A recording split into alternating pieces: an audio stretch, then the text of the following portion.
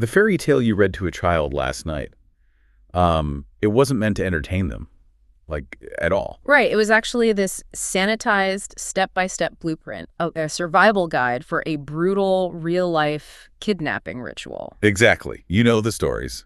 A kid gets abandoned in a dark woods, stumbles upon a witch, barely survives being baked in an oven. Yeah, and then emerges triumphant with, like, a magical animal sidekick or something. Right, and we treat these as just wild imagination, cozy bedtime fiction so kids don't wander off. Nah. But the sources we are digging into today show you aren't reading fiction. It completely recontextualizes those board books. Because when you look at the historical and anthropological evidence on ancient initiation rites, those seemingly random magical moments map perfectly to physical, historical ordeals. They weren't metaphors. No, not at all. They were engineered technologies, literally designed to forcefully extract a boy from childhood. And that is our mission for this deep dive. We've got this fascinating anthropological breakdown of ancient initiation rites, and we're going to use it to decode those bizarre folklore tropes. We're going to show you the terrifying reality those favorite fairy tales actually come from. Okay, let's unpack this, starting with the departure. So usually, an evil stepmother forces a weak-willed father to abandon the kids. But our sources say this wasn't a punishment, right? Right, and it certainly wasn't just a walk in the woods. This was a literal staged funeral. A funeral? Yeah. In the ancient world, transitioning to an adult required a complete visceral severance from the world of the living. And from the family unit, especially the mother. So who took the kid, if not the stepmother? The boy was taken by male relatives, a father, an uncle, an older brother. Women were strictly banned from the site. Oh, wow. Yeah, and to make this separation absolute, the taking of the boy was often staged for the community as a violent kidnapping by spirits, or, masked figures. So the family had to pretend he was dead. Exactly. The boy was meant to disappear from the earthly plane. The family would mourn, cry, hold a literal wake as if he had actually died. Hold on, I'm stuck on the father's role here. Like, everything I know about tribal societies emphasizes the family unit. Right, the sacred bond of the male lineage. Yeah, so why would a culture let the biological father be remembered as a villain who sends his kid to die? That seems like it would permanently destroy the family dynamic when the kid comes back. Well, that tension is exactly why the fairy tales evolved the way they did. It's a brilliant psychological displacement. Meaning what exactly? So over centuries, the literal practice of these brutal rites faded, but the stories remained. And a stabilizing society just couldn't stomach the idea of a parent intentionally torturing their kid. So they shift the blame to someone else. Exactly. The stepmother becomes a convenient scapegoat, a safe target for the psychological resentment of being abandoned, which preserves the sanctity of the biological parents. But originally, the father was fully complicit. He just handed his son over to death. That's intense. And the forest wasn't just a backdrop either. The sources describe it as this highly restricted zone of death. Yeah, the entrance wasn't a clearing.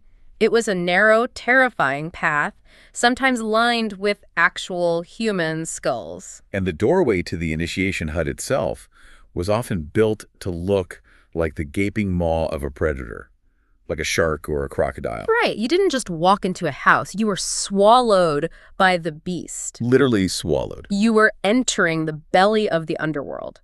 Initiates were considered dead the moment they crossed that threshold. Yeah. And getting through the door was the very first test. Because you couldn't just force your way in, right? No, you had to know the exact magical formula, the literal secret names of the door's hinges, locks, and frames. It is like an archaic form of two-factor authentication. Yeah.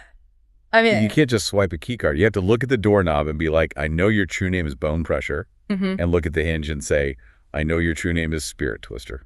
Right. And if you don't have those passwords, this system or the monster just eats you. It was a test of the language of the boundary.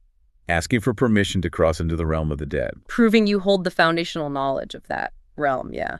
But getting past the security system doesn't mean you're safe. Like, you're still a living kid standing in the land of the dead. Which is a huge problem for the spirits. Which explains the giant in Jack the Beanstalk, yelling, "Fee, fi, fo, fum, I smell the blood of an Englishman." Yes. The text notes that these initiates literally smelled of life. And to the spirits of the dead, that smell was absolutely disgusting. So they had to get rid of the human scent. Yeah, they could not tolerate the scent of the living. It triggered immediate rejection, so initiates underwent intense purifications. Well, you're talking severe washings, prolonged isolation, and being rubbed down with pungent herbs. Vigorously rubbed down. They had to systematically kill their human scent just to be allowed to exist in this transitionary space. And once you stopped smelling like a human, you had to establish your legal right to be there. You know that classic folklore rule? The hospitality rule. Yeah, if you meet a witch or a spirit, they always say, feed me first, give me something to drink, then ask your questions. Right, and what's fascinating here is that this wasn't about ancient hospitality at all. Eating the ritual food was a binding contract. Because, in ancient logic, if you consume the food of the dead, you become one of them. You belong to their world. But it worked both ways. Eating that ritual food also granted you a new status. It opened your mouth, so to speak. Exactly, meaning you suddenly gained the power and the right to speak and act within the supernatural realm. Even with that new status, though, the hospitality ends pretty quickly. To actually become an adult, the child had to be systematically broken down. Stripped of everything they were. The source text lists methods of inducing a death of personality that are just staggering. Like the boys were forced to drink urine. It gets worse. They were made to sit in animal dung and freezing water. They endured severe beatings, having their backs sliced open to form raised scars. And having pepper rubbed directly into those open wounds. It's horrific. It is, but we have to understand the underlying mechanics of why a society would do this to its youth. This was not viewed as punishment. Or just hazing. No, it was a calculated technology for breaking the former self. Through extreme revulsion and humiliation, elders were stripping away every mental support structure the boy relied on. Because you can't build a hardened warrior if the frightened child is still intact inside them. The child's ego had to die so the adult could be built on a clean foundation. And nothing symbolizes that destruction and rebirth better than fire. Right. Initiates were held over roaring fires, roasted, covered in hot ashes, or plunged into boiling water. The text specifically explains that fire was an incubator, a machine for rebirth. The intense heat was meant to literally burn away their childhood nature, so a magically potent adult could emerge from the ashes. Because fire transforms whatever it touches fundamentally. Raw meat into sustenance, clay into stone, and here, boys into men. The oven isn't a weapon, it is a crucible. Exactly. That makes a fairy tale version so incredibly ironic. Think about Hansel and Gretel. The terrifying witch tries to bake the children, but they outsmart her. They push her into the oven instead. Right. Folklore gives the powerless children a revenge fantasy. They flip the script and bake the elder. It functions as a brilliant cultural coping mechanism. The memory of the oven as a place of terrifying transformation remains deeply embedded. But the victim and the victor are inverted. Right, to give the child agency in the story. So you wash them, you burn them, you freeze them, you humiliate them, but a resilient kid might still be hiding behind that trauma. They might. So how do you guarantee the child's mind is completely erased? How do you ensure the absolute death of who they were? You induce madness. The climax of the rite required the initiate to experience temporary death. Through days of starvation, sensory deprivation in pitch-black enclosures, constant fear. And sometimes the use of mind-altering substances, they were pushed into profound hallucinations. Let's dig into how that actually works, because sensory deprivation isn't just about being in a dark room. No, it's a profound physiological shift. When you strip the brain of all visual and auditory input for days, the default mode network starts to fracture. It craves input so desperately that it begins generating its own reality. You start hallucinating wildly. Right. The elders were literally hacking the human nervous system to create a blank slate. Engineering a psychogenic fugue state. And in this state of total vulnerability, the elders facilitated a ritual of dismemberment and reassembly. Wait, simulated dismemberment, right? Yes, simulate. They would mime slicing the boy open. They'd pretend to remove his internal organs, telling him his child organs were weak. And then replace them. Yeah. They would claim to place magic stones, crystals, or even living snakes inside his empty chest cavity before sewing him back up. I'm struggling to understand how a kid actually falls for this, though. Like, if someone mimes cutting me open, I know they aren't actually doing it. Normally, yes. So how are they convincing these initiates that magic stones are physically inside their bodies? Because you have to remember the physiological state of the initiate. Their brain is starved of nutrients, deprived of sleep, and utterly isolated from reality. Right, the sensory deprivation. Exactly. In a profound hallucinatory trance, the brain cannot distinguish between a highly suggestive theatrical ritual and physical reality. Oh, wow. So when an elder runs a sharp piece of wood down an initiate's chest and says he's being cut open, The terrified, hallucinating brain creates the somatic sensation of being sliced. The psychological reality overwrites the physical one. They truly believe they were killed and reassembled. that explains so many myths where a hero is literally chopped into pieces by a villain. And then a magical helper splashes them with the water of life and pieces them back together. Stronger than before. Or those stories where a hero hears magical music from a spirit and completely loses their mind, dancing until they collapse. It's the echo of that ecstatic, hallucinatory madness. This mock surgery is the origin of the hero gaining superhuman abilities. You aren't just healed, you are upgraded. The magic stones, or snakes, represent the installation of the internal architecture of a shaman, someone who can cross boundaries and endure the unendurable. But the elders couldn't just emerge from the forest to tell the village, hey, we killed the kid and brought him back. They needed proof. Very physical proof. In fairy tales, a villain will often tell a huntsman to take a princess into the woods, kill her, and bring back her heart or a severed finger. Snow White being a classic example. Yeah, and the huntsman usually fakes it with an animal heart. But our sources reveal that the demand for proof of death was a very real, non-negotiable part of the ritual. The community back home needed visceral, undeniable proof that the child they knew was gone. So what do they do? Elders would sometimes amputate the initiate's left pinky finger with a single strike, or they would present weapons covered in blood or the boy's torn, bloody clothing to the village. A severed finger. Imagine the psychological impact of that. You go into the woods with 10 fingers and you come back with 9. Every time you look at your hand, you remember that you died in that forest. The permanence of the scar is vital. Absolutely.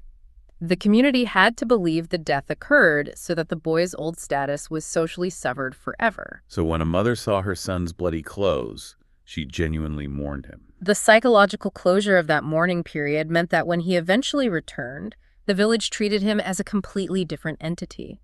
The missing finger demanded society treat him as a newly forged adult. Okay, so you have survived starvation, hallucination, mock dismemberment, and losing a digit. It's a lot. What is the actual return on investment for all this trauma? Why on earth would a society structure itself around putting its youth through this nightmare? The ROI is societal continuity and survival. After the death, the boy is reborn with a completely new name. And his scars are his diploma. Yes, they prove his adulthood, his right to marry, and his right to participate in governance, but he doesn't just walk out in the woods a leader. First, he has to be educated. The School of Magic. In folklore, a hero often vanishes and spends 3 years learning magic, shape-shifting, and animal languages from a wizard. In reality, the boys were kept in the bush for months or years, learning the highly guarded secrets of the men's union. Complex hunting techniques, secret ceremonial songs, religious history. And ritual dances where a single mistake could be deeply dangerous. Understanding animal languages in folklore is a direct reflection of learning hunting calls. And animal tracking. Right, the spiritual ecology of the environment. They weren't learning party tricks, they were learning the foundational technologies of survival. And the valedictorian reward for surviving this school was gaining a personal guardian spirit or totem. The ultimate prize. This is where we get the magical talking horse, the wise fox, or the faithful wolf sidekick in fairy tales. Because without that animal helper, the hero usually just stands there crying until the animal tells them what to do. We shouldn't view the animal spirit as just a cute pet, though. It represents the psychological integration of the initiate's newly awakened instincts. They've absorbed the traits of the apex predator. Through the ritual, yes. The animal solving the problem in the fairy tale is a metaphor for the initiate using their newly forged survival instinct. The gift of the spirit is the culmination of the entire ordeal. It is. So we have this massive, complex educational and psychological machine, but how does a kid even end up in it? This brings us to one of the creepiest tropes in all of folklore. The contract. Yes. A father is traveling, gets in trouble, and a monster or a water spirit saves him. But the spirit says, I will save you, but you must give me what you don't know you have at home. Right. The father agrees, thinking it's a new calf or a planted seed, only to return home and find out his wife just gave birth to a son. He accidentally promised his child to the monster. If we connect this to the bigger picture of these ancient societies, that chilling motif makes perfect economic and social sense. How so? It's a memory of the ancient societal contract between families and the men's unions. The initiation wasn't free, and it wasn't optional. So it wasn't a punishment. Wait, I mean, it was the tuition fee. The monster is just a debt collector coming for the societal union dues. Precisely. Fathers had to pay a fee to reserve a spot for their sons in the initiation cycle, sometimes before the child was even born. Wow. So the phrase, what you don't know you have at home, Reflects the anthropological reality that an uninitiated child doesn't truly have a social identity or a permanent name yet. and the debt is collected when the child reaches the proper age. At that moment, the master of the rite comes to collect what is legally owed to the union. Here's where it gets really interesting, though. The master of the rite, the terrifying figure running this whole nightmare. Yeah. In fairy tales, it is almost always female. It's Baba Yaga in her chicken-legged hut. Yeah. It's the Wicked Witch in the gingerbread house. It is. But if this was entirely about male elders initiating young boys into a men's union, why is the ultimate boss so often a woman? Anthropologists point to two massive structural reasons for this. First, it's likely a trace of much older matrilineal societies. In those deeply ancient structures, a boy wasn't initiated by his own father's line, but through the lineage of his future wife. So the maternal side controlled the ordeal. What's the second reason? Second, and perhaps even more revealing of human psychology, it reflects the practice of male elders engaging in ritual cross-dressing. Wait, male elders wearing female masks to run a men's initiation. Yes, because the initiation is fundamentally a process of giving birth to a new adult. And men cannot biologically give birth. Right, so the male elders who masterminded the rite would wear female masks or clothing to act as the mother of the union. They were ritually adopting the cosmic power of motherhood to birth the initiates from the underworld. Exactly. When folklore remembers a terrifying, powerful, masked female figure guarding the threshold of life and death, they are remembering the master of the rite doing the work of rebirth. The witch in the woods isn't just a scary lady. She is the masked elder acting as the cosmic mother of rebirth. It's incredible how the memory survives. Let's take a step back and look at the whole picture we've uncovered today. Our most beloved cozy bedtime stories are actually fossilized records of intense, bloody psychological survival courses. They're the echoes of a time when society believed that to make a human being, you had to forcefully, violently extract a boy from childhood. Using terror, sensory deprivation, and mock death. While it sounds horrific to our modern sensibilities, there is a profound psychological takeaway here for you, listening right now. Yeah, we no longer send our youth into the dark forest to be swallowed by crocodile doors, stripped of their scent, and baked in ritual ovens. Thankfully. But human biology and psychology haven't changed. We still possess a deeply ingrained need for definitive rites of passage. We crave a clear, undeniable line that says, you were a child yesterday, but you have endured the crucible, and you are an adult today. And we really don't have that anymore. Getting a driver's license or turning 18 on a calendar feels completely hollow compared to being dismantled and reassembled by the ancestors. Many sociologists argue that the modern feeling of being adrift, the crisis of meaning, and the prolonged adolescence we see in society today stem directly from this absence. We removed the dark forest because it was dangerous, but we never replaced the psychological transformation it provided. That's exactly it. So what does this all mean?